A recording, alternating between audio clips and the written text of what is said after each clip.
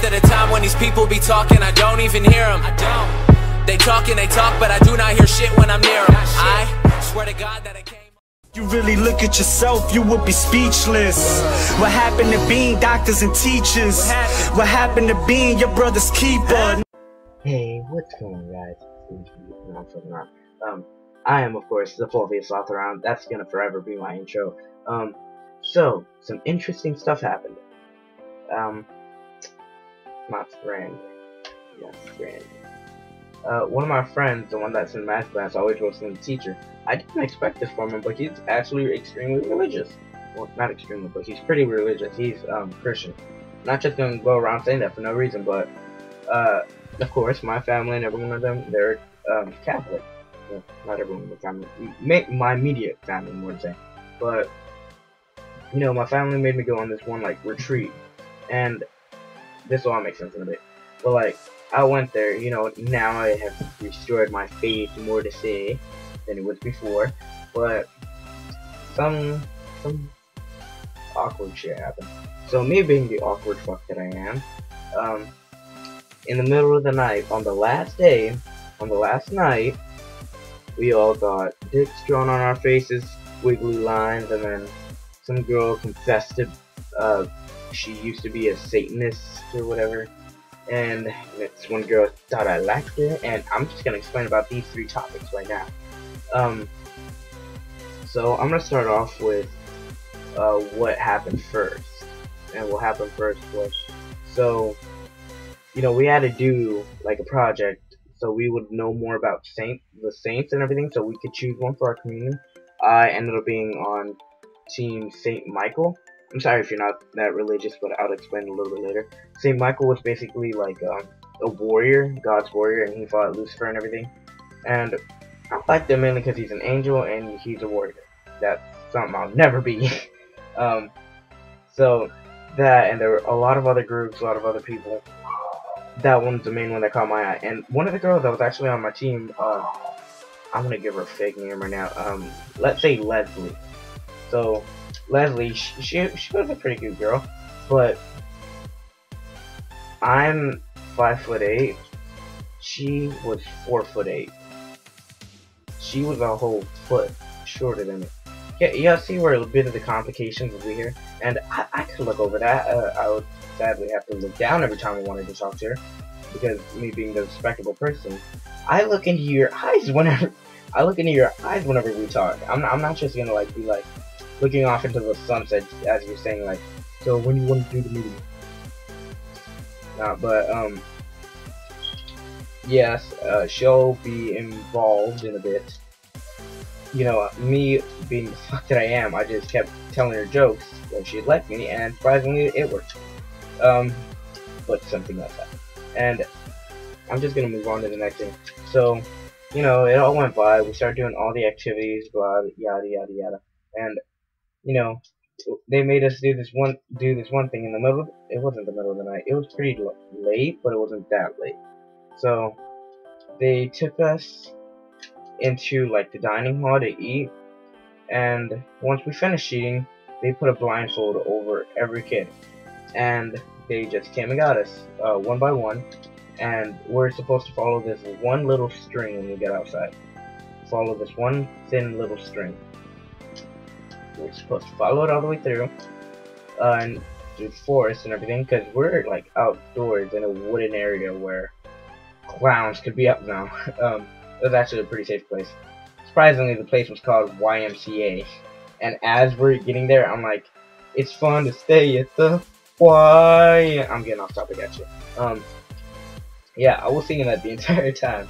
And as we're there, you know, trying to follow the string, they purposely made us hit trees, which I got a little mad at, but I can't be mad at them for what ended up happening at the end. So, you know, they brought us in and they ended up taking us to a chapel, yeah, and we prayed and everything, not necessarily, but they gave us these letters, each individualized for each person, and as it turned out was, before the retreat, our parents wrote a letter for most of us. Some kids didn't get them, those kids' parents got yelled at. After that, like, I got mine, and my mom really loves me, like, She's tried to go to my school as much as she can and everything, be involved in my life. You know, you could tell she cares and everything. But she sent me this really nice letter. It had some pictures of me when I was little, reminding me of back in the day. And as we're, you know, being blindfolded, waiting for the people, they just keep saying like, so what if you were bullied when you were little? Your dad wasn't there, your mom wasn't there. Your mom, dad wasn't there, whatever.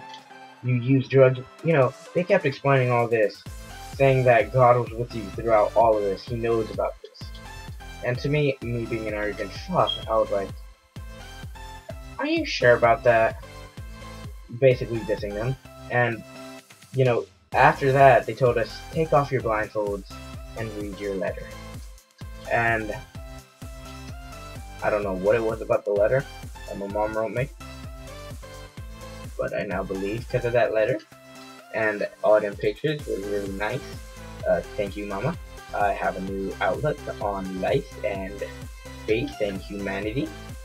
But apart from that, you know, me just getting my faith back, the next day we're supposed to go to sleep, and we, for whatever reason, we always went to sleep extremely late, like 2 or 3 in the morning, when we were supposed to get up at 6 to run or to go to chapel or whatever. Chapel, yeah.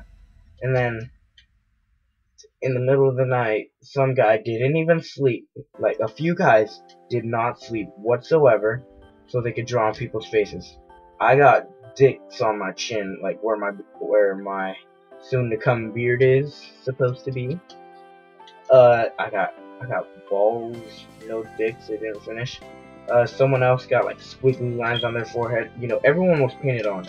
They even painted on each other, so it would seem like, you know, they were not the ones that did it. They were semi-smart about this. Dumbasses went everywhere saying, we did it. It's kind of fucked.